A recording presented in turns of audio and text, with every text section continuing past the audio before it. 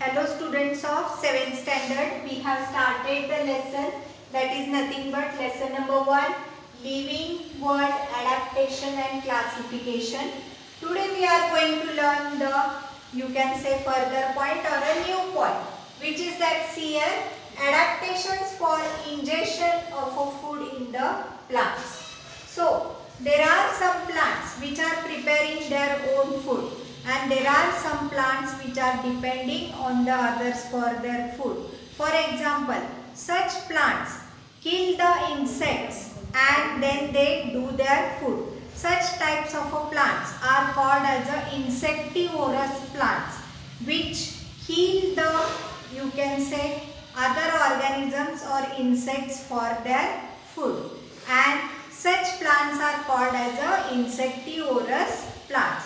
So today we are going to see the ingestion or adaptation for ingestion of a food in these plants. So what is that plants here? The plant is nothing but a Cuscuta and Venus flytrap, or you can say Drosera. See what does this point tells us? Most of the plants are anchored in the ground and are autotropy. So whenever you see the plants, they are fixed into the soil. Most of these plants are nothing but they are anchored. What do you mean by anchored? That means they are fixed in the ground or they are fixed into the soil, and they are autotrophic. Autotrophic means what? They are preparing their own food. That means with the help of the photosynthesis they are preparing their food. However, plants like dodder consist of yellow wire-like stems. See here, you may see in Cuscuta also there are, you can say, these are nothing but the stems. Yellow wire-like stems are there. So in dodder plant also it consists of a yellow wire-like stem. It is leafless, means this plant cannot contain leaf or cannot perform photosynthesis as there is no presence of leaf. So what does it cannot do? It cannot do the photosynthesis, because photosynthesis is a process which is seen only in the leaf. And if you see this plant only, the whatever I have drawn in the yellow color, that is the Cuscuta plant, and this Cuscuta plant has only stems. It has no leaf. That means it is a leafless plant, and therefore it can't do the photosynthesis. However, it has hostorial. Hostorial means what? They are having a sucking grooves. What they are doing?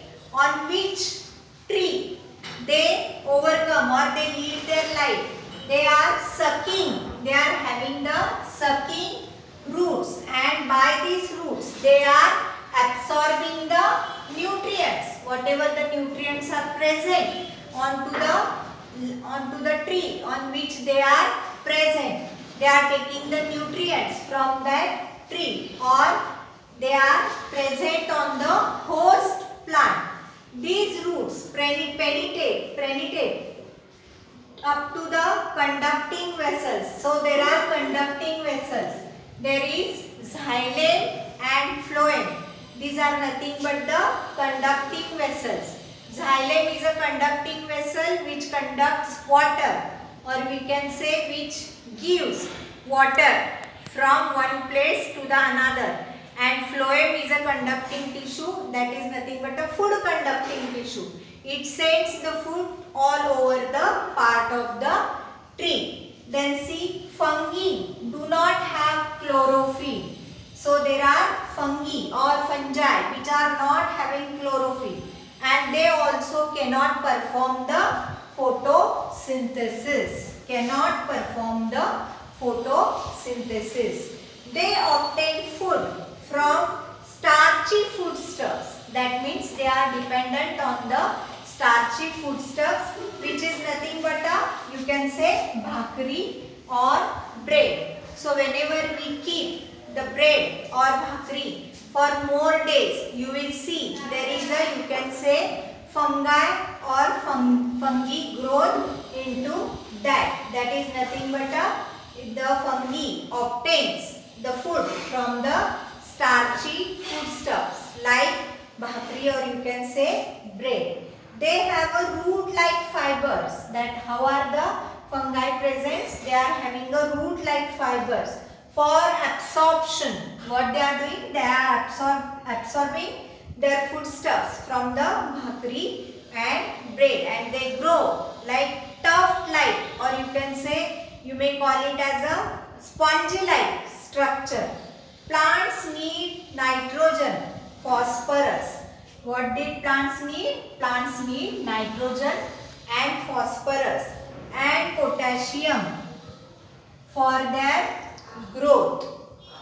Plants that grow. Plants need nitrogen, phosphorus and potassium for growth. That means for their growth, they need nitrogen, phosphorus and potassium. That means to grow well, the plants need these types of, you can say, organic compounds. Then see what is there? They grow. Plants grow in soil. Where do the plants grow? The plants grow in a soil which is deficient. That means there is deficiency of nitrogen in the soil. So, see what happens? The plants like Drosera, which is also called as a sundew, or you can say Venus flytrap or pitcher plant. All these need nitrogen, and to fulfill their need for nitrogen, what they do? They consume the insects. That means whatever there is a need of the nitrogen, these plants fulfill their need with the help of the, you can say, insects. Therefore, they eat the insects. Adaptations are seen in these plants which serve to attract insects and hold them captive. That means what? These adaptations are made in these types of a plant so that they can attract the insects and hold them tightly. See students, see the next point. Adaptation in animals. So for adaptation in animals, what you want to do? You want to collect the various animals which are surrounding to you. Whenever you observe the animals, you see that each and every, you can say, animal is having a different structure.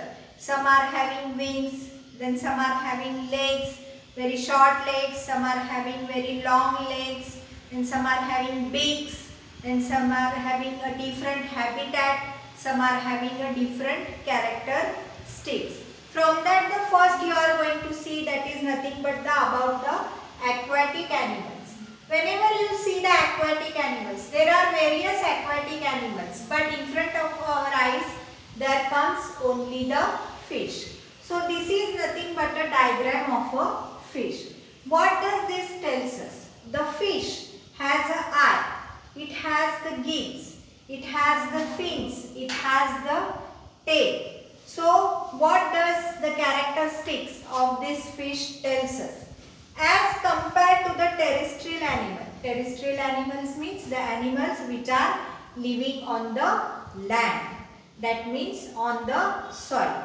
The skin and the body shape of aquatic animals appear to be undergone changes. There are various changes that are created into these aquatic animals. Which are they? See here. Fishes have scales on the skin and fins on the body. See, these are nothing but the fins and these are nothing but the scales. So the scales are present onto the body of a fish and there are fins which helps the fish into swimming. So what does this tells us? It has a body. Their body tappers. Tappers means what? निमुळते असते दोन्ही बाजूला. Towards both ends. Both of its ends. Then see how it is. It is like a spindle. Spindle means दोऱ्याची सूत गुंडाळण्याची जी गुंडी असते त्याला आपण काय म्हणतो? Spindle. So see how is the body? The body tapers towards both of its end and it is like a spindle. Fishes breathe with the gills. See here there are gills present. We human beings we breathe with our lungs, but as the fish is in water it is breathing with the gills and instead of nose means it is not having nose but it breathes with the gills. Then see their eyes have transparent eyelids. We are also having eyelids on our eyes. Similarly the fishes also have eyelids on their eyes. But how are they? They are transparent. Then see they have air bladder. Air bladder within the body to help them to float. That means the fish always remains in an water and it has to come the oceanic currents or you can say water currents and it has to overcome the water currents and to overcome the water currents it has the air bladder within the body. Now you might have seen the various types of the you can say animals. That may be the frog, that may be the you can say duck, that may be the tortoise. Whenever you see the legs of this you can say animals, some are having very short legs, some are having hind legs, forelegs, like that they are having. Some are breathing with their skin. For example, you can say the frog. Then the tortoise are having a tough covering on their body. Then again ducks, they are having very small legs because they want to swim in the water. Then why they do not get wet? Because they are having a feathery nature on their body and it is nothing but made up of waxy coating. Therefore, they do not get wet in the water.